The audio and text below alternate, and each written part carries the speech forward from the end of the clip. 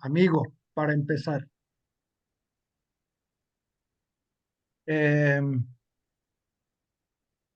Él es un amigo y él nos ha invitado muchas veces ahí a su canal y ahora tenemos la suerte de tenerlo aquí en el Zoom, este condenado, eh, y nos va a platicar de algo muy interesante.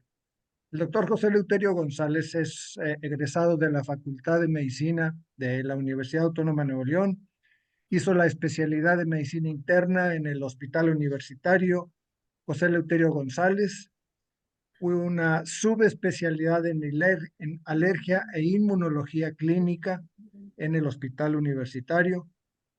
Tiene una maestría en salud pública de la Universidad Autónoma de Nuevo León. Tiene un doctorado en bioética del Instituto en Investigaciones en Bioética. Es profesor de la Facultad de Medicina de la Universidad Autónoma de Nuevo León, conductor del programa de televisión Consultorio en Salud del Canal 53 de la Universidad Autónoma de Nuevo León. El título, el trabajo que nos va a presentar el doctor José Leuterio se llama Mindfulness y Empatía. Entonces, pues, doctor Leuterio González, gracias por estar con nosotros y a la hora que usted desee. A ver, déjame poner aquí nada más esto. Ahí está. Muy bien, pues agradezco la invitación que se me hizo para participar en esta sesión mensual del capítulo Nuevo León de la Academia Nacional Mexicana de Bioética. La verdad, les agradezco a mi amigo el doctor Daguerto Tamés, que bueno, pues nos conocemos hace algunos años, ¿verdad? Algunos, sí. Cuando compartimos la especialidad en neurocirugía y en medicina interna, ya está años mozos. Y bueno, también agradezco al doctor Cipriano Martínez, que es el vicepresidente, la doctora Belinda Jiménez, secretaria, al tesorero, doctor Enrique Mijares, y a las vocales, doctora Leticia Vázquez y a la doctora Norma López. Muchísimas gracias y los felicito por el trabajo que hacen aquí en la academia por la bioética. Y bueno, como mencionaba el doctor Dagoberto, el tema es mindfulness y empatía. Y bueno, al hablar de mindfulness, pues hablamos de una técnica meditativa milenaria de más de 2500 años de antigüedad y que sus bases las tiene en la filosofía budista, ¿verdad? Bueno, esta se ha visto al paso de los años, las investigaciones que se han llevado a cabo nos ayudan a regular las emociones, pero también se ha visto que tiene una parte importante en el desarrollo de la empatía, ¿verdad? Y de eso estaremos hablando durante los siguientes minutos. Y bueno, pues la empatía, pues todos hemos hablado de ahí, conocemos la empatía. La empatía es básica en nuestra vida personal y profesional. Y en las últimas décadas se ha hablado, y hay muchos artículos que se han publicado de que la empatía ha ido disminuyendo, o se ha ido erosionando, o ha ido declinando, principalmente en el área de la salud. Y por ejemplo, hay artículos que se han publicado en los cuales la empatía en los estudiantes de medicina se va declinando conforme van avanzando en los grados académicos. No es el mismo nivel o grado de empatía que tiene un estudiante de primer año que cuando llega al tercero o llega al sexto año, incluso la residencia. Y el año, sí, el nivel académico en el cual hay ese quiebre o ese momento en el cual se empieza a ver que la empatía empieza a declinar, es en el tercer año, que es cuando el estudiante empieza a tener contacto con el paciente. Y esto puede seguir disminuyendo en sexto año. Incluso hay artículos que hablan también de la empatía en los estudiantes, residentes de pediatría o residentes de cuidados intensivos, donde también se ve que se ve afectada, ¿verdad? Y bueno, dentro de los puntos que hablaremos el día de hoy aquí en esta charla, bueno, pues voy a hablar un poco acerca de la definición de la empatía. Voy a hablar de algunos factores que incrementan o que pueden incrementar la empatía y otros factores que la pueden deteriorar, ¿verdad? También vamos a hablar acerca de la teoría de la mente, qué es la teoría de la mente, para qué nos sirve esta teoría de la mente, y vamos a hablar también acerca de las neuronas espejo. ¿Qué son las neuronas espejo y qué función tienen? También vamos a hablar acerca de la red neuronal por defecto, que también se ve que tiene, o se sabe que tiene un efecto directo también sobre la empatía. Y vamos a hablar sobre mindfulness. ¿Qué es mindfulness? ¿Cuál es la definición de mindfulness? ¿Cómo se practica mindfulness? ¿Qué cambios neuroplásticos, qué cambios se presentan en el sistema nervioso central, o sea, en el cerebro de aquellas personas que meditan, ¿verdad? Y qué beneficios trae consigo. Y vamos a hablar acerca de algunos estudios que se han publicado, y al último pues, hablaremos de unas consideraciones o conclusiones, ¿verdad? Y bueno, empezaremos con el término empatía. Empatía, bueno, proviene del griego y se refiere a la capacidad de comprender y experimentar las experiencias y emociones de los demás, ¿verdad? Fue como de los griegos se empieza a hablar de la empatía, pero hay muchas definiciones y una de ellas pues es la siguiente, que la empatía pues es la capacidad de una persona de vivenciar los estados mentales de los demás, ¿verdad? Sus pensamientos, sentimientos y reaccionar adecuadamente a los mismos. O sea, la empatía es sentir lo que la otra persona siente, ponernos en el lugar de la otra persona, ponernos en los zapatos de la otra persona. Esa es la empatía. Y tenemos también otra definición de empatía, pero es la empatía médica. La definición de empatía médica, que es la predisposición de los profesionales de la salud para comprender la experiencia que por la que está pasando el paciente y hacerse también entender al paciente que estamos entendiendo lo que él está sufriendo, lo que él está pasando por ese momento. Y esta empatía médica tiene algunas, o consta, o necesita, o participa en ciertas habilidades, como es el escuchar. El escuchar es básico para la empatía.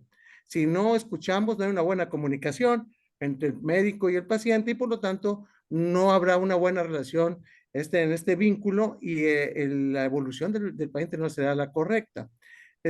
También es importante el de percibir las emociones, las preocupaciones, los miedos del paciente que está viviendo en ese momento, ¿verdad? Entonces, la empatía puede tener, si está presente, va a tener un impacto positivo, ¿verdad? En el cual aquella relación que es empática entre el médico y el paciente, pues el paciente va con gusto a la consulta, además, llegando, dice, ya me curé, nomás vi al doctor, ya me siento mejor. ¿Por qué? Por esa confianza y esa empatía que hay, ¿verdad? Y el paciente es más fácil que siga las indicaciones del médico, es más fácil que el paciente se abra al médico y le comunique cuáles son sus miedos, cuáles son sus preocupaciones, y el médico al escucharlo, bueno, le puede explicar más detalladamente y hablar de los diferentes pronósticos, diferentes tratamientos, y esto se va a ver reflejado en una evolución más satisfactoria que si no hay un impacto positivo con respecto a la empatía. Obviamente, al haber una buena relación médico-paciente, al haber esta empatía, el paciente reduce su ansiedad y reduce sus miedos, entonces se siente mejor, o sea, ya más tranquilo al estar con su médico. Y esto nos ayuda también a tomar buenas decisiones compartidas entre el médico y el paciente o los familiares. Y luego tenemos tres aspectos de la empatía. Tenemos la empatía emocional o afectiva, tenemos la empatía cognitiva o mental, y tenemos también la intención empática o preocupación empática. Cuando hablamos acerca de la empatía emocional, hablamos de la capacidad de sentir lo que la otra persona siente. Esa es la empatía emocional. Yo estoy sintiendo lo que la otra persona siente en este momento, su preocupación, su tristeza, el dolor, etcétera. Y la empatía cognitiva es la capacidad de entender la perspectiva de la otra persona, ¿verdad? Cómo está pensando la otra persona. Y la preocupación empática o la intención empática es la capacidad de entender lo que la otra persona necesita de nosotros o necesita de la otra persona o de ti, ¿verdad? Esa es la preocupación empática. Entonces, en esos tres aspectos, la empatía se encuentra, por así decirlo, dividida: la afectiva, la cognitiva y la intención o preocupación empática. Y luego hay algunos investigadores que al hablar acerca de la empatía dicen, bueno, la empatía se nace con ella y así va a seguir toda la vida con la empatía.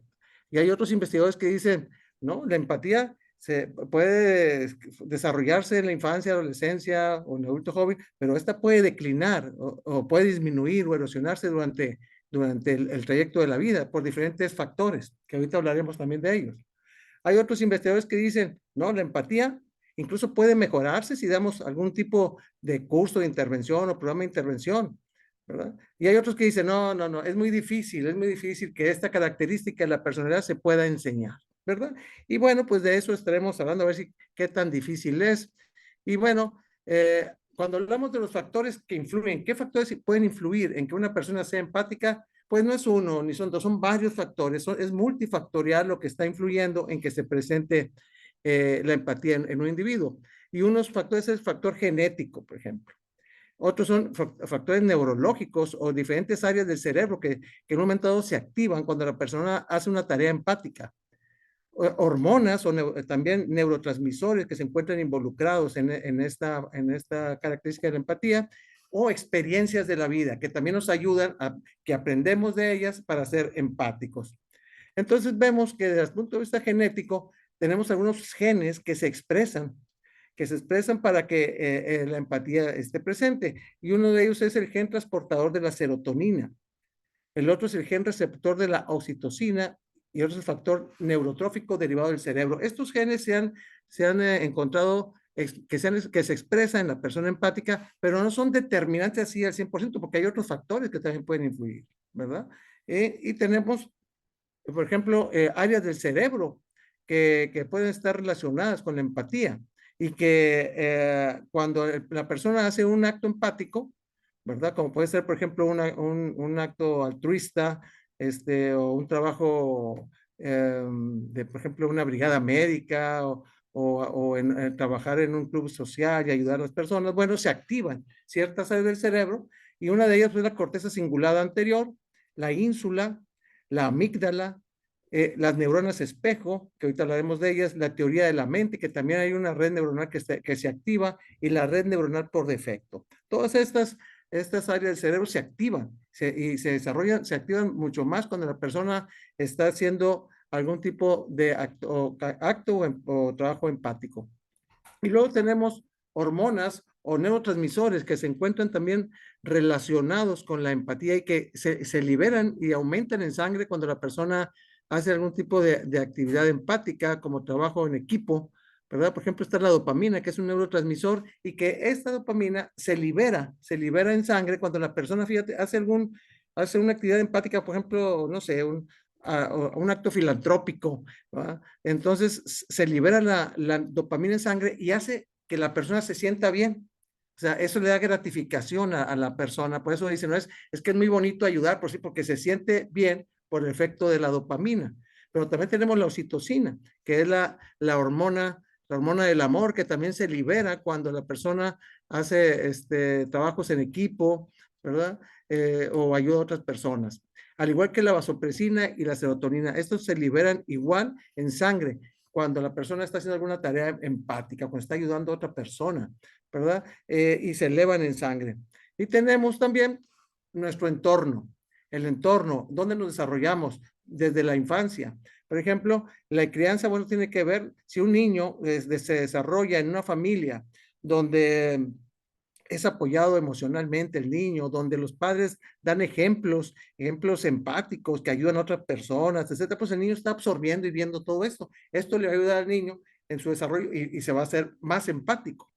También el trabajo de voluntariado, el que una persona esté viendo o trabajando con otras personas que están ayudando, eso también hace que la persona aprenda de la empatía, ¿verdad? Por ejemplo, los clubes sociales, el trabajo de voluntariado, trabajo en equipo. La educación también es otro factor importante. Si en la escuela se dan principios y valores morales, ¿verdad? Sean cursos, por ejemplo, de inteligencia emocional o cursos de bioética, que también se ha visto, hay reportes donde se dan cursos de bioética, la empatía también mejora, o cursos de intervención de mindfulness, todo esto va a desarrollarse más la empatía. La práctica de la escucha, que es lo que mencionaba en un principio, la práctica de la escucha es básica en el acto empático. Y la inteligencia, el desarrollo de inteligencia emocional también es básico porque la empatía y la inteligencia emocional van de la mano. Van de la mano y la inteligencia emocional nos ayuda a conocer, a comprender y a regular nuestras emociones. Y luego tenemos factores que pueden erosionar la empatía. O sea, otros factores, ya hablamos de los que hacen que nos hagamos empáticos, pero también hay otros factores que pueden hacer que la persona haga que decline, factores que declinen la empatía. Y uno de ellos es los avances tecnológicos. Los avances tecnológicos que nos han ayudado mucho en la sociedad para aumentar la sobrevida de las personas. Si recordamos, hace 100 años la sobrevida era de 30, 35 años y ahorita ya es arriba de 70 años, 72, 74 años y va para más. Bueno, pero estos avances tecnológicos de pronto nos han separado del paciente, ¿verdad? Y esto ha disminuido la relación médico-paciente y por lo tanto la empatía. También otro factor que influye es la burocratización. La burocratización, que aquel médico que aparte de tener su carga laboral de ver consulta, de pasar visita, a lo mejor de tener cirugías, tiene carga administrativa. Y esto, obviamente, esa carga administrativa le quita tiempo para atender a sus pacientes y al quitarle tiempo, pues al paciente le da solamente 15 minutos, 20 minutos de consulta o menos, ¿verdad? Y esto va en detrimento de esa relación médico-paciente y por lo tanto de la empatía. La carga laboral por sí sola, como ya lo mencioné, es un factor que influye importantemente. En algunas instituciones de salud vemos que los médicos ven 25, 30 pacientes, aparte tienen que pasar visita, tienen sesiones académicas, etcétera. Entonces, todo esto va en detrimento de la empatía. La carga académica de los estudiantes es otro factor. De pronto vemos que los estudiantes tienen mucha carga académica porque están llevando en un semestre 3 o 4 materias y luego pues hay que preparar la clase, hay que preparar algún trabajo, hay que ir a los talleres, hay que hacer guardias, los exámenes parciales, finales. Entonces de pronto es mucha la carga académica del estudiante que puede hacer que el paciente en algunos de los estudiantes disminuya también la empatía. Y el burnout, pues es otro punto, ya es un cansancio extremo en el cual la persona tiene un agotamiento mental, hay una despersonalización, ya una desmotivación profesional, ¿verdad? Y eso es el extremo del cansancio, del estrés. Y otro punto que también erosiona la empatía es la desensibilización a la enfermedad, al sufrimiento y a la muerte, principalmente en aquellas áreas donde se trabaja con estas situaciones. Por ejemplo, en la unidad de cuidados intensivos, donde sabemos que el índice de mortalidad es muy alto, donde hay los pacientes muy graves, en la sala de urgencia, donde vemos pacientes que llegan con politraumatizados, con mucho dolor, sufrimiento, y esto puede hacer que el médico se desensibilice y también disminuya la empatía. Y todo esto que acabo de mencionar nos lleva a la deshumanización. Y luego vamos a llegar a las neuronas espejo. ¿Qué son las neuronas espejo? Bueno, estas neuronas espejo fueron descubiertas por Giacomo Rizzolatti en el año 1988, ¿verdad? Y las descubrió de manera accidental. O sea, o sea, fue un accidente. ¿Por qué? Porque ellos estaban estudiando algunas actividades neurológicas del macaco, del macaco, de este mono, y le pusieron electrodos en el cráneo al macaco, y el macaco traía un plátano en uno de sus brazos, de sus manos, y al mover la mano el macaco se estaban activando diferentes áreas cerebrales. Entonces lo estaban registrando. Entonces veían que al mover el brazo con el plátano, el macaco ahí, pues se activaban ahí esas áreas. Y muy bien, todo quedó muy bien, se acabó la investigación y al terminar la investigación, de pronto vieron que se empezaron a activar las mismas áreas neuronales ahí en sus aparatos. Y voltearon a ver al macaco porque ya no lo estaban estudiando, pero lo que pasaba es que el macaco estaba observando a unos investigadores que traía un plátano en la mano, ¿verdad? Entonces el macaco estaba observando y al observarlo se estaban activando esas células neuronales.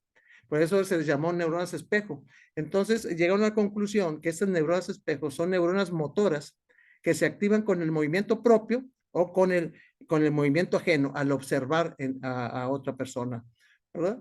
Y estas neuronas espejo se encuentran en el área de Broca, en la ínsula y en la región parietal inferior, donde se encuentran, pues son neuronas motoras.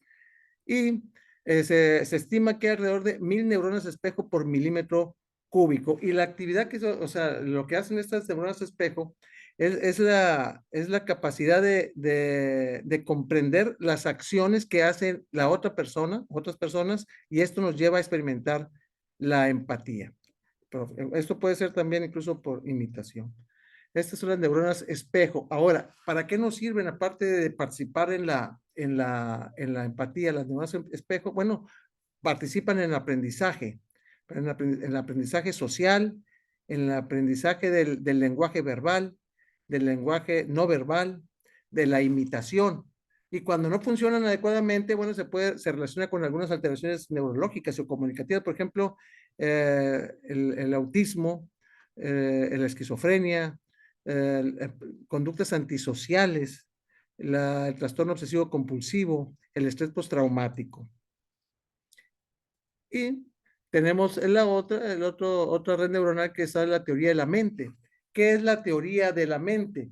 Pues es la capacidad de comprender lo que está pasando en la mente de la otra persona y al mismo momento entender sus intenciones, sus emociones, sus sentimientos, aunque sean diferentes a las nuestras, ¿verdad? Eso es lo que nos sirve o nos ayuda la teoría de la mente. Y estas se encuentran en la corteza prefrontal, esas son las áreas neuronales, la circunvalación temporoparietal, el surco temporal superior, la ínsula y la región cingulada anterior. Y luego, ¿cuál es la relación que pueden tener una y otra? Bueno, pues la teoría de la mente, como lo mencionaba, es la capacidad de entender lo que está pasando en la mente de la otra persona, como son sus intenciones, emociones, y reaccionar adecuadamente a ellas. Y las neuronas espejo son neuronas motoras que se activan con el movimiento propio o el ajeno, pero también nos ayudan a comprender las acciones de la otra persona. Por lo tanto, tanto la teoría de la mente como las neuronas espejo participan en la empatía, y cuando hay un acto empático, estas se activan mucho más intensamente. Y luego vamos a entrar a lo que es mindfulness. Mindfulness, ¿qué es mindfulness? Bueno, como decía, mindfulness es una técnica meditativa ancestral de más de 2.500 años de antigüedad, y que tiene sus raíces en la filosofía budista, y la doctora Caroline Rhys Davis fue la primera que tradujo el término sati, la palabra sati que viene del idioma pali, que el idioma pali es un idioma que ya realmente no se utiliza como un idioma así cotidiano, sino se utiliza solamente en idiomas, perdón, en ceremonias religiosas, ¿verdad? Y se utiliza en Vietnam, Tailandia, Sri Lanka, en Nepal, en la India, ¿verdad? Pero solamente se usa en ceremonias religiosas. Y el sati, lo que significa la palabra sati, es observación o observación directa. Y luego la doctora lo tradujo del sati al inglés, y le puso mindfulness. Mindfulness, y del inglés se tradujo al español como atención plena o conciencia plena, que es como se conoce aquí en México, bueno, en el área hispana, ¿verdad? Esta fotografía, bueno, es del doctor John Kabat-Zinn, que es el que se considera como padre del mindfulness en América. El doctor no es médico, es doctor en biología, profesor de la Universidad de Massachusetts, y él había observado que aquellas personas que meditan tenían ciertos cambios, y uno de esos cambios era la regulación de sus emociones, la regulación de las emociones, del estrés, de la ansiedad, ¿verdad? Pero también veía que podía participar el mindfulness en otros padecimientos como el dolor, en el cual hacía que el dolor disminuyera. Entonces se fue a la India y empezó a hacer estudios ya con bases científicas, y encontró todos estos beneficios, que aquella persona que medita tiene una disminución del estrés, de la ansiedad, hay una disminución de los síntomas de la depresión, y también hay una disminución del dolor crónico, una disminución del dolor crónico. Y bueno, ahorita voy a hablar un poquito más de ello. ¿Qué más aquí?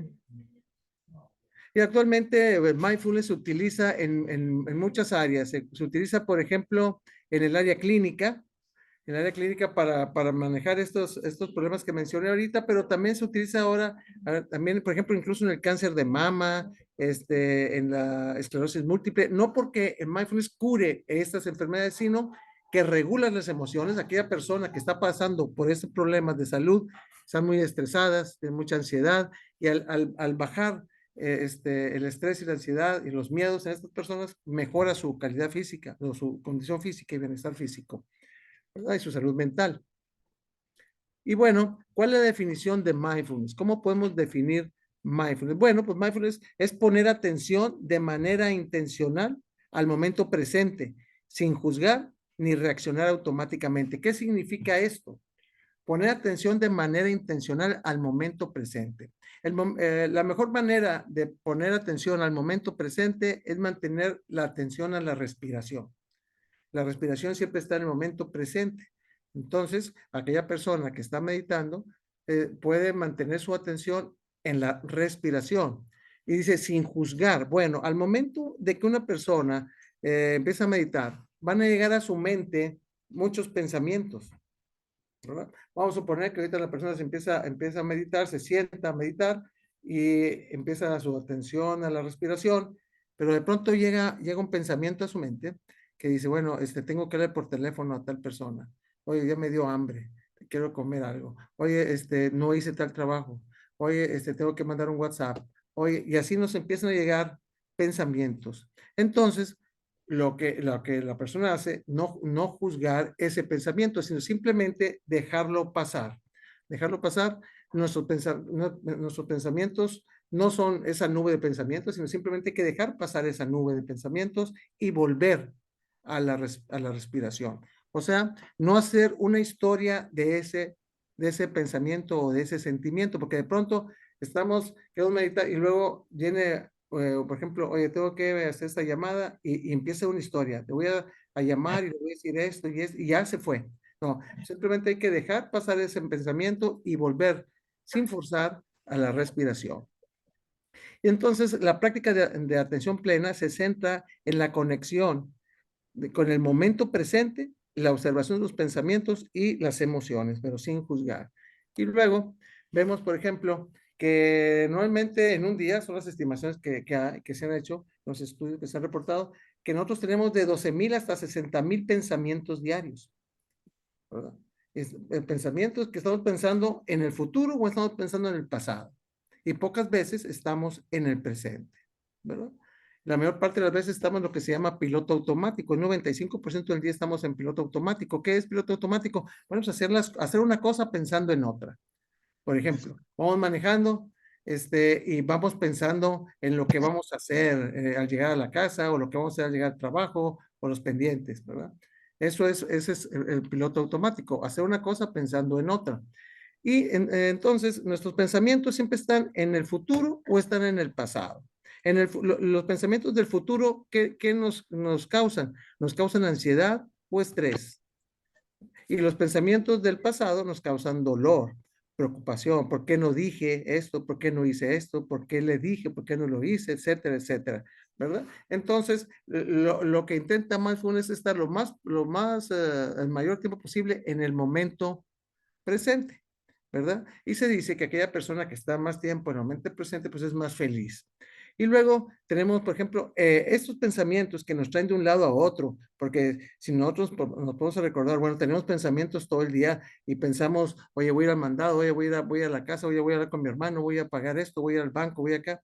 Eso es lo que se le llama, los hindúes le dicen la mente de mono. O sea, que anda brincando de un lado a otro el pensamiento. Y Santa Teresa de Jesús, ella le decía la loca de la casa, así le decía, esa voz que se oye ahí, que nos está hablando. Y luego las personas que tienen mucho estrés o ansiedad pueden tener pensamientos rumiativos o de rumiación y traen ese pensamiento todo el día, todo el día, todo el día, y lo único que hace es desgastarlos y cansarlos, ¿verdad? Y bueno, Mindfulness lo que hace es controlar y regular este tipo de pensamientos y situaciones. Y luego, ¿cómo se practica mindfulness? Bueno, mindfulness se puede practicar de dos formas o de dos maneras, la formal y la informal. La formal es la que conocemos que se puede hacer en grupo, puede ser él solo en su casa, en su oficina, en la cual va a estar sentado en un cojín o en un tapete o en una silla, ¿verdad? Y que pues, va a cerrar los ojos y va a respirar hondo y profundo en 3 ocasiones y va a mantener ligeramente su mentón inclinado, con la columna recta pero sin forzarla, manteniendo sus antebrazos sobre los muslos de las piernas, los muslos descansándolos y las plantas de los pies en el suelo. Esa sería la manera formal y estar atentos al momento presente, que es la respiración, ¿verdad? Esa sería la formal. Y la informal es aquella que la podemos practicar con nuestras actividades diarias, nuestras actividades cotidianas. Por ejemplo, al estarnos bañando. Cuando estamos bañando, sentir el agua, escuchar el ruido del agua, sentir el aroma del jabón o el champú. Porque si ustedes recuerdan, de pronto dicen, oye, están bañando, ya me puse champú, no me puse champú, ¿verdad? Oye, ya me lavé la cara, ¿no? ¿Por qué? Porque están pensando en otra cosa, estamos haciendo de forma automática, en piloto automático. Entonces, el hacer una atención plena informalmente es hacer una actividad que hacemos diaria, pero con plena conciencia. Saber si estamos escribiendo, saber que estamos escribiendo. Si estamos caminando, saber que estamos caminando. Y sentir, por ejemplo, las plantas de los pies, cómo sentimos la presión del piso en la planta de los pies, cómo sentimos el roce de la ropa en nuestro cuerpo, el aire, los sonidos. Y esta es la forma, por ejemplo, de atención plena de manera informal. Y los cursos que hay de mindfulness son de 8 semanas por lo general, pero obviamente esto es para un estilo de vida, es el cambio de un estilo de vida. Y los cambios en la persona se empiezan a ver más o menos entre la 4ª y la 6ª semana. Y luego, aquella persona que, que practica la meditación empieza a tener cambios neuroplásticos, que eso es lo importante, o sea, que tiene una base científica todo esto. ¿Verdad? Empieza a haber cambios neuroplásticos y sabemos que la neuroplastía son aquellas conexiones nerviosas que de pronto hace el cerebro cuando aprendemos algo nuevo, ¿verdad? Y hay algunas áreas del cerebro que se van a activar y otras áreas del cerebro que se van a como apagar, a disminuir su actividad. Y de esto, bueno, voy a mencionar lo siguiente. Por ejemplo, vemos que algunas actividades neuroplásticas en aquellas personas que meditan, tenemos, por ejemplo, la corteza prefrontal izquierda. Y la corteza prefrontal izquierda es la encargada de las emociones positivas. Es donde se activa la empatía, la compasión, la gratitud, la alegría y la satisfacción. Entonces, cuando la persona empieza a meditar, esa área de región prefrontal se hace un poquito más gruesa, más densa. Y la región prefrontal derecha, que es la que está mero abajo aquí de esta diapositiva, es la que está encargada de las emociones negativas, la ansiedad, el estrés, la depresión y la rumiación. Entonces, aquella persona que es muy enojona, que anda estresada, esa área la trae más activa. Pero al momento de empezar a meditar, con el paso de las siguientes semanas, se empieza a ver una neuroplastía y el área izquierda empieza a ver un grosor, un aumento de grosor, y el área derecha empieza a disminuir, ¿verdad? Esto está plenamente comprobado con los estudios de imagen de radiológica. Y bueno, tenemos, por ejemplo, la región singular anterior, que vemos también que es la que regula el estrés y regula las emociones, también se ve disminuida, más apagada esta área. El área de la amígdala, que sabemos que es la que está relacionada con el miedo, con la ira, con la ansiedad. Bueno, aquellas personas que meditan, la amígdala, que es de tamaño de una almendra, se empieza a hacer más chiquita, ¿verdad? Y tenemos otra área que también tiene cambios, que es el hipocampo. Y el hipocampo está relacionado con la atención, la memoria y el aprendizaje. Bueno, esta área en las personas que meditan se hace un poquito más gruesa, ¿verdad? Y tenemos la ínsula, que es otra de las áreas que también tiene cambios neuroplásticos, que aumenta la conciencia y la percepción de las sensaciones. Y bueno, la región prefrontal ya mencioné ahorita. Y luego tenemos otra red neuronal, que es la red neuronal por defecto, que también es una red neuronal que tiene mucho que ver con la empatía. Y esta red neuronal se activa cuando no hacemos nada. Imagínense aquella persona que dice un domingo, por decir, o un sábado en la tarde, no, yo me voy a acostar. Hay una recámara y viene la esposa o van y le dicen al hijo, ¿qué está haciendo? Y el hijo dice, nada, aquí, nada. pues si uno dice, uno pensaría, bueno, si no está haciendo nada, el cerebro debe estar quieto, debe estar tranquilo, pero no. Cuando una persona no está haciendo nada, el cerebro está muy activo y esta red neuronal se hace súper activa, ¿verdad? Y se activa cuando la persona no hace nada, ¿verdad? Y juega un papel muy importante, como dice, la capacidad de sentir empatía, como menciona aquí la diapositiva. Y esta red es crucial para entender y compartir los sentimientos de los demás, ¿verdad? Y cuando la persona, la persona es muy empática, esta red está mucho más activa. Y la encontramos, fíjese, dentro de lo que se relaciona esta red neuronal por defecto, se encuentran todas esas actividades. Por ejemplo, si una persona no está haciendo nada, pues de pronto está pensando tomar decisiones de alguna situación, ¿verdad? Está pensando algo del pasado, etcétera. O la introspección, el análisis de nuestros pensamientos, la teoría de la mente, que es lo que hablé hace rato, la simulación mental, que de pronto estamos visualizando hacia el futuro o hacia el pasado, o algo que queremos hacer o que hicimos, o una proyección hacia el futuro, también de algún proyecto que tengamos, o traemos cosas del pasado, nuestros recuerdos al presente, ¿verdad? O imaginación, que son visualizaciones que pueden ser reales o no. Todo esto se activa y lo estamos haciendo cuando una persona no hace nada, ¿verdad? Cuando aparentemente no hace nada, pero está muy activo el cerebro. La red neuronal por defecto. Pero, y cuando se ve que cuando esta red neuronal por defecto se afecta, bueno, pues puede aparecer depresión, ansiedad, incluso ser relacionado con el Alzheimer. Y la red neuronal por defecto pues se encuentra relacionada con estas áreas, que es la corteza prefrontal media, la corteza cingulada posterior, la corteza parietal posterior y el lóbulo temporal medial.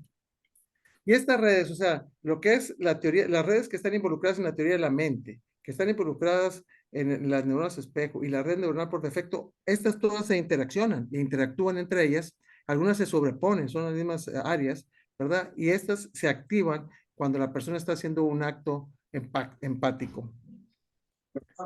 Ahora, qué beneficios trae? ¿Qué beneficios trae el practicar mindfulness? Bueno, pues incrementa la empatía. Hay un incremento de la empatía, que ya sabemos que la empatía pues, es sentir lo que la otra persona siente, y también puede haber un incremento de la compasión, que es sentir lo que la otra persona siente, pero hacer algo por ella, ¿verdad? Para solucionar el problema. Está también la solidaridad, que es el sentimiento de unidad y de apoyo, y hacemos algo también para solucionar o ayudar. Y el incremento de alteridad, que es reconocer las diferencias que hay entre otra persona, como puede ser la raza, el sexo, el color de la piel, etcétera, ¿verdad? Pero también hay otros cambios positivos, como es la memoria, porque por los cambios en el hipocampo, mejora de la atención, el aprendizaje, una mejora en la creatividad, incluso en las escuelas primarias, secundarias, en diferentes partes del mundo, que te voy a decir en qué partes, se utiliza esto en las escuelas porque se ha visto que mejora la atención, el aprendizaje, la memoria, la creatividad en los estudiantes, mejora también la relación interpersonal, disminuye el bullying, y también obviamente mejora el sueño al disminuir el estrés, mejora también el dolor crónico, bueno, ya lo mencioné, mejora el estrés y la ansiedad, disminuyen los síntomas de la depresión, hay una mejora del sistema inmune, incluso hay estudios en pacientes con SIDA cómo mejoran sus defensas en las personas que meditan. Disminuye también el cortisol debido a que disminuye el estrés. También hay estudios donde aquellas personas que meditan pueden bajar la presión arterial. Y bueno, todo esto de mindfulness actualmente está muy en boga y se está llevando a cabo en muchas partes del mundo, en universidades de gran prestigio, como por ejemplo la Universidad de Stanford, en Massachusetts, la Universidad de Berkeley, en California, en Harvard, en Oxford, Cambridge, Amsterdam, Barcelona, entonces, y en muchas más, ¿verdad? Unas de ellas tienen ya estos programas como parte del currículum, otro como parte, como extracurricular, como se llama acá. Y luego, este es un estudio que se llama Estudiantes de Por Medicina, favor, Mindfulness en Estudiantes de Medicina, nomás del que 2015, apaguen su micrófono, por favor. Jesús Ángel, del 2000, gracias. del 2015, es una revisión bibliográfica de 60 artículos. En este estudio se analiza cómo la práctica de mindfulness ayuda a disminuir el burnout, la fatiga por compasión, la ansiedad y también el incremento de las habilidades de autocuidado y mejora del bienestar general. Y la conclusión a que llegan estos autores, bueno, es que el practicar mindfulness mejora las habilidades y competencias relacionadas con la práctica clínica, como son la capacidad empática, disminuye el estrés, mejora la escucha, mejora el estar presente, el momento presente, mejora la inteligencia emocional y mejora la resiliencia. Otro estudio que se llevó a cabo en unos residentes de pediatría, la práctica de mindfulness sobre el bienestar personal y la empatía médica, que es de 2013, el objetivo fue evaluar la eficacia de una intervención corta de mindfulness de 4 semanas y en el grupo de residentes de pediatría. Se evaluó la disminución de la ansiedad y la depresión, la disminución del estrés, mejora de la empatía, y fue un estudio prospectivo de intervención con comparación intrasujeto, porque en los mismos residentes hicieron las evaluaciones antes y después de las 4 semanas del curso o del programa. Participaron 42 residentes. Las sesiones que se dieron eran sesiones semanales de 1 hora y media cada una, y además con prácticas en su casa. Y la conclusión a la que llegaron fue que mindfulness contribuye a un mayor bienestar personal, a disminuir la ansiedad, la depresión, el estrés y aumentar la empatía. Otro estudio que es mindfulness y empatía y compasión, evolución de la empatía, la compasión en el ámbito sanitario. También fue un artículo de revisión de 72 artículos. Se analizó el impacto de mindfulness en el ámbito sanitario y la conclusión que llegaron fue que el mindfulness aumenta la empatía y la compasión y que mindfulness puede ser de utilidad en la formación de psicólogos clínicos y demás personal sanitario. Muy bien. Ahora, ¿cómo ayuda mindfulness a mejorar la empatía? Bueno, a que las personas que practican mindfulness están más atentas en el momento presente y por lo tanto están más presentes en su interacción con las otras personas y eso ayuda a ser más empáticos. También el mindfulness ayuda a desarrollar la comprensión y la aceptación de nuestras emociones y por lo tanto permite conectarnos más fácilmente con las emociones de los demás. Y también la práctica de la compasión y bondad amorosa también ayuda a fortalecer la empatía. Ahora, algunas consideraciones o conclusiones. Bueno, es que la empatía es un aspecto fundamental en la práctica médica, ¿verdad? Eso no hay duda. Debemos de identificar los desafíos en su formación, los estudiantes que puedan estar afectando la empatía, como es la sobrecarga académica, la falta de tiempo, etcétera, etcétera. Y la práctica de mindfulness es una herramienta meditativa milenaria que puede incrementar la empatía. Y sería de gran utilidad integrar programas de intervención de mindfulness en los currículos de las facultades de medicina. En la Facultad de Medicina ahorita de aquí de la nuestra, se están dando cursos, pero de yoga. ¿Por qué? Porque hay mucho problema de salud mental, mucha depresión, mucho estrés en los estudiantes y eso ha sido de ayuda. En el tecnológico hay una área, creo que se llama área azul. Es un lugar, es una sala donde aquella persona que se siente con ganas de meditar porque anda estresada puede ir y en ese momento puede estar meditando el tiempo que guste, puede ser 10 minutos, Se media llama hora. punto blanco, maestro, doctor. Ándele, bueno. Y con un enfoque adecuado en el desarrollo de las habilidades de empatía, podemos construir una generación de médicos más cercanos y comprensivos. Y muchas gracias. Muchas gracias, doctor. No, gracias a Ah, usted. bueno, como que hay muchas cosas que puede uno platicar de la mindfulness y que lo practica uno todos los días, eso de la empatía. Pues uno trata siempre de dar lo mejor, de Claro, escuchar al paciente, de, pues quizá dicen las gentes, ponerse en sus zapatos. A veces creo que no es posible. Sin embargo, entender cuál es la situación por la cual está pasando esta persona. Es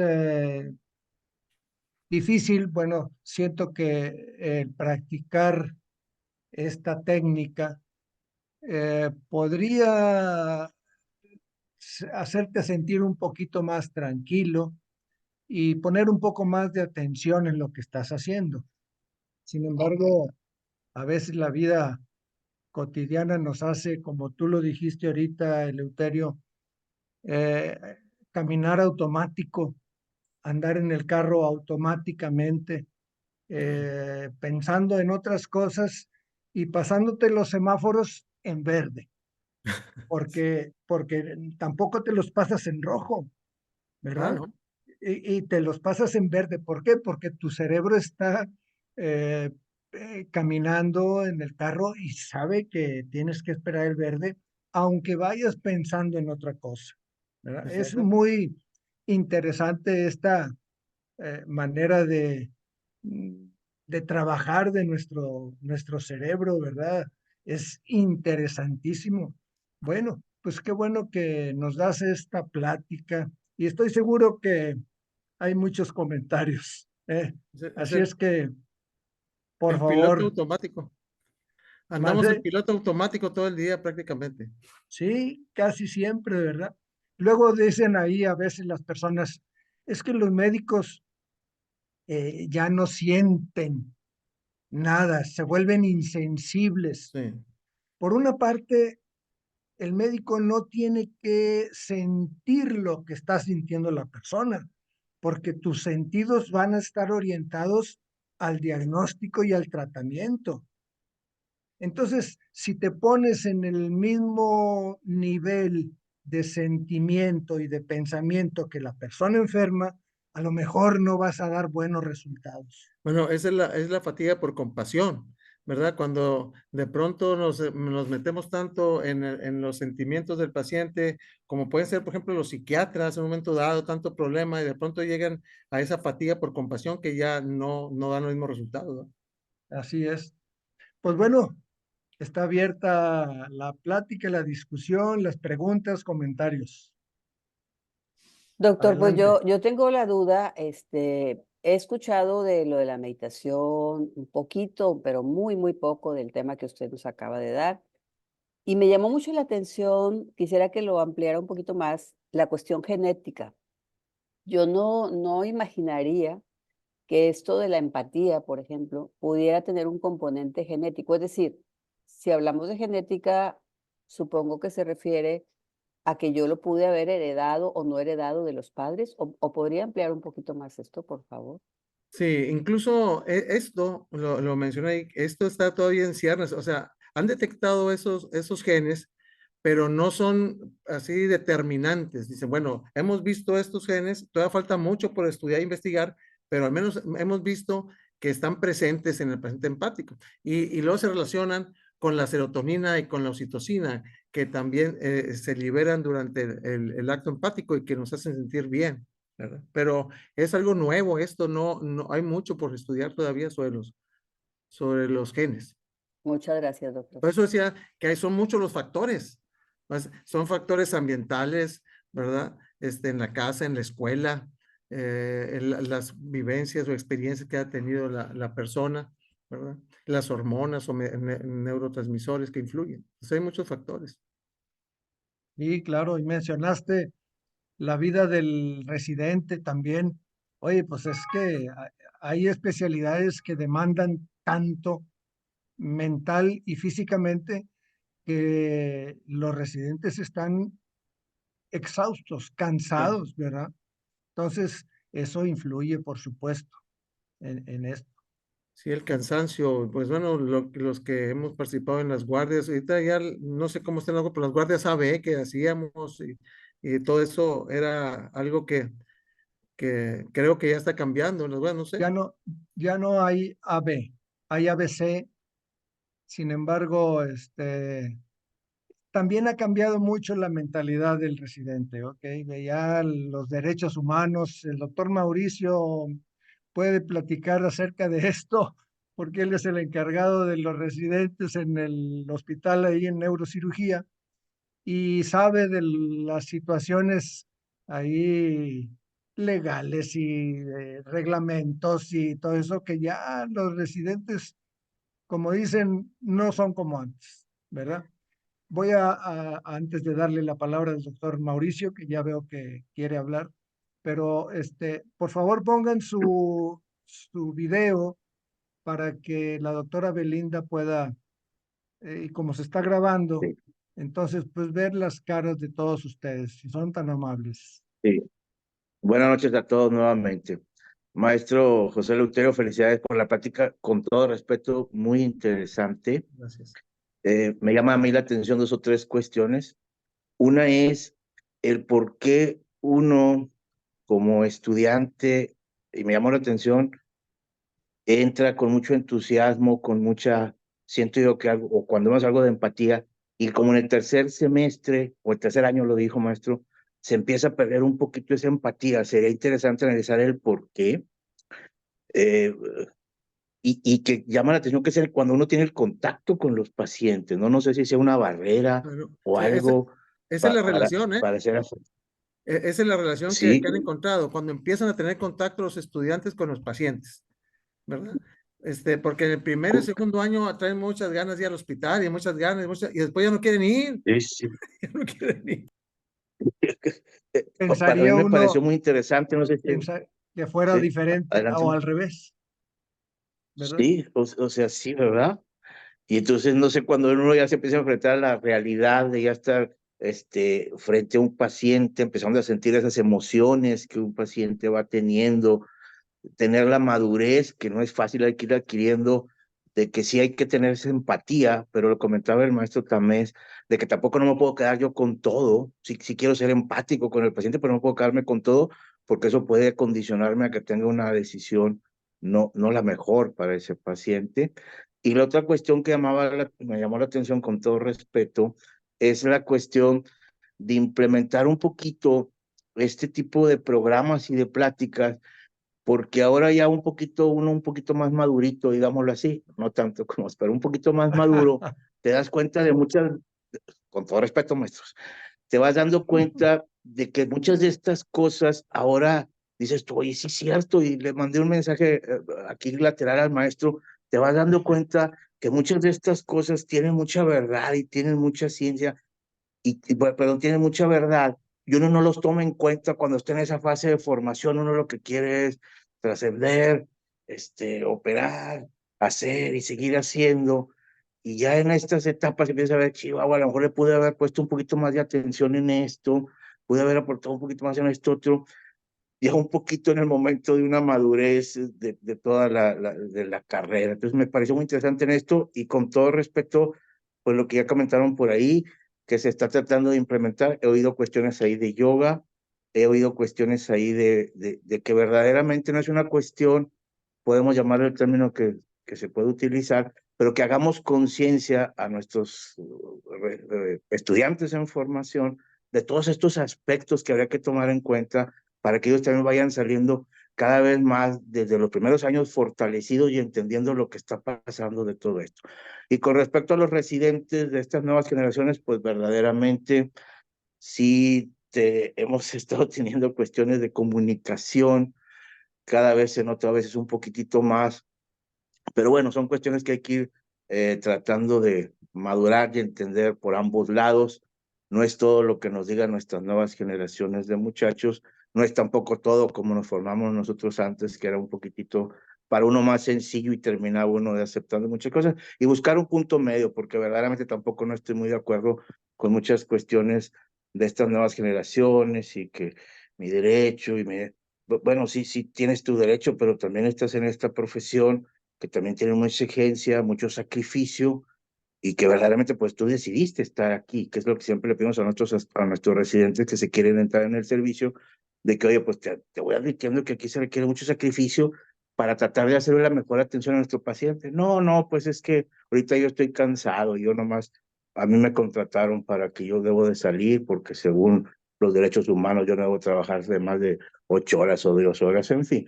Pues son cuestiones que el doctor también lo hemos estado viviendo en nuestro servicio, ¿no? Será mi opinión, maestro. Felicidades por la reunión. Y bueno, pues aquí estamos al pendiente. Muchas gracias. La doctora Brenda tiene una pregunta. Adelante, doctora. Su micrófono, doctora. Hola, buenas noches. Antes que nada, muchas gracias al doctor por esto que nos comparte. Creo que es un tema muy necesario.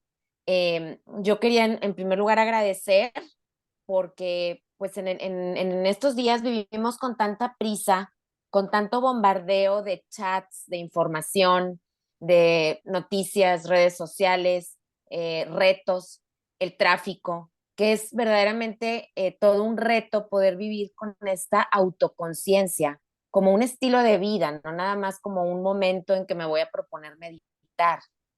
Y creo que, bueno, lo comparto yo a nivel personal, creo que cuando uno lo puede vivir, pues automáticamente se eleva el sentido de vida con que uno enfrenta los retos de todos los días y uno vive con más paz, con más plenitud, pues los retos de todos los días, ¿no?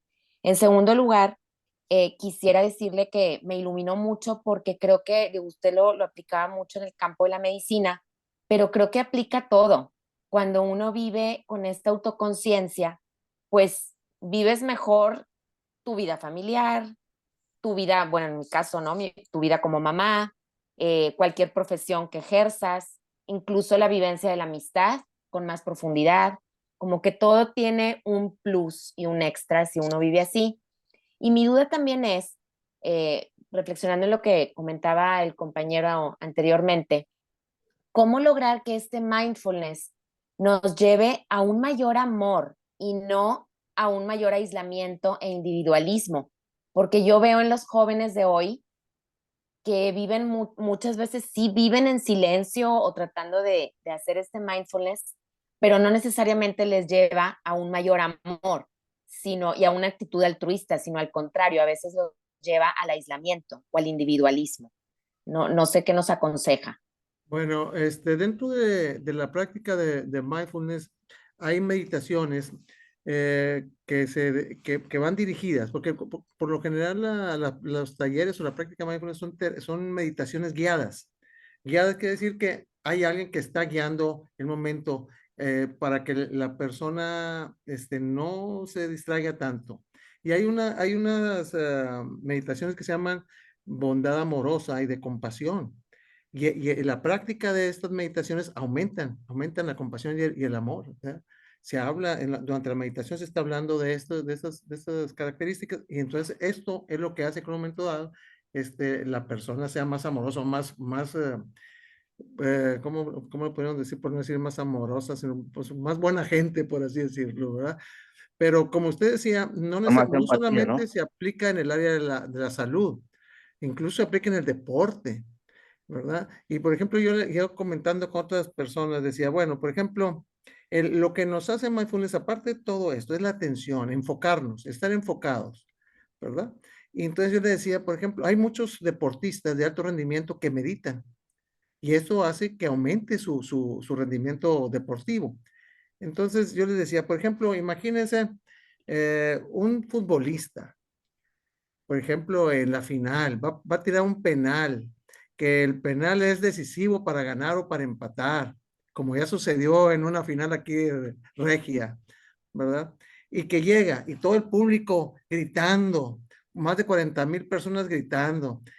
Lo primero que piensa esta persona cuando se pone enfrente de la pelota, ¿qué es? Lo voy a fallar.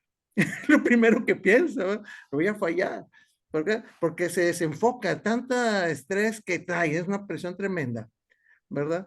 Que lo falla porque se desenfocó. Entonces, mindfulness hace que se enfoque. Por ejemplo, dice, yo casi estoy seguro que Guiñac ha de meditar. Guiñac dice, yo siempre tiro el penal para el mismo lugar y los porteros saben que ahí lo voy a tirar y no lo fallo y no lo para nadie, ¿verdad? Debe ser una persona que llega y se enfoca y aunque venga el otro y le hable al oído, lo vas a fallar, ¿no? Está bien enfocado. Y lo mismo pasa en el tenis, lo mismo pasa en el golf, pero también lo mismo pasa en el área laboral. En el área laboral mejora las relaciones interpersonales, mejora la creatividad, disminuye la rotación de personal, todo ese tipo de situaciones en el área académica, pues mucho mejor se ha visto también los resultados, ¿verdad? Entonces, en la familia, como bien lo decía, también nos ayuda. Entonces, el mindfulness es un estilo de vida, ¿verdad? Y con respecto a lo de la empatía y los residentes, si nosotros recordamos cuando el residente está en el hospital, muchas veces se refiere al paciente como, en la cama 1 está el del absceso hepático, en el 2 es un sangrado digestivo. Sí, oye, el paciente de la 2, el sangrado digestivo. Entonces ya se despersonaliza, ya ni siquiera se llama por el nombre de la persona, ¿verdad? Y eso es parte del deterioro de la empatía, ¿no? Es curioso y este sistema límbico está inmiscuido en todas las funciones, tanto placenteras como no placenteras. La amígdala, por ejemplo, ¿verdad? Mencionabas ahorita algo de la amígdala, Sí. que si funciona un poquito más, pues da a lo mejor placer, pero si funciona un poquito de menos, da agresividad y da violencia. Entonces, el cerebro es muy complicado. Y tanto la dopamina como la oxitocina y otros mediadores químicos neurológicos intervienen en estas funciones del lóbulo, del sistema límbico, ¿verdad? Que es muy complicado, muy complicado. La corteza orbitofrontal y a cada rato escuchamos ahí, es que el paciente tiene cambios de conducta.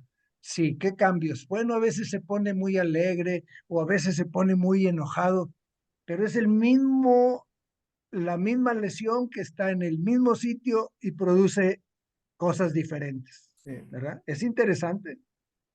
Sí, la verdad que lo que es el sistema nervioso central, cómo se relaciona con todo el organismo es maravilloso. Y ahora cada vez se conoce más, porque antes se hablaba y se decía, bueno, tal parte del cerebro se dedica al habla nada más, o a mover el dedo gordo de la mano derecha. Y esto es el pie izquierdo. Y ahora no, ahora se sabe que es una red neuronal y a la vez que está uno moviendo la mano, están activando diferentes áreas del Diferentes cerebro, áreas, claro, ¿verdad? sí. Y por ejemplo, la respiración, cuando uno dice, está muy exaltado, muy respira, tiene su base fisiológica porque los receptores están de la mucosa nasal, al respirar, mandan el estímulo, al respirar hondo y profundo, o sea, porque si uno respira rápido, la persona se estresa, pero si uno respira tranquilo, suave, la persona se calma. Entonces manda el estímulo a la región prefrontal y la región prefrontal lo manda a la amígdala para decir, tranquilízate, ¿verdad? O sea, tiene todo su función fisiológica Claro, es muy bonita la su neuro, ¿no? camino fisiológico. Doctor Mauricio, vamos a una ah, última pregunta porque ya estamos sobre el tiempo. Ajá, comentario. Mauricio, tienes levantada la mano. Sí, sí, sí, sí. Bueno, nada más ahí sobre el comentario, nuevamente apoyar todos los comentarios y positivos y yo sigo me llamó mucho la atención, me gustó mucho honestamente la presentación, maestro, y un poquito de atenuante ahorita a nuestros residentes, que también lo hablaba usted, que la cuestión de la carga laboral y cuestiones ahí administrativas, es que el problema del residente es que llegan a tener, cuando vamos a nuestro servicio, 70 pacientes a cargo y evidentemente será extremadamente difícil saberse los nombres, porque recuerdo este ejercicio que nos comentaban en propedéutica, bueno, en propedéutica, con respecto a que debemos de tener el nombre del paciente, el conocimiento y todo esto, que yo estoy convencido que así debe ser, pero ahí entra esta otra cuestión del volumen, ¿no? De que Sí, estamos hablando de gentes, tenemos listados de 70, en la actualidad llegaron a estar en 80, 90 pacientes, se recuerda el doctor Tamés, en fin. Entonces, nada más es ahí hay unas cuestiones de ir entendiendo todo este proceso evolutivo que se está viviendo en pues, la vida en general, como ya lo comentó la doctora Brenda, y las cuestiones en medicina en particular, que es donde estamos más metidos.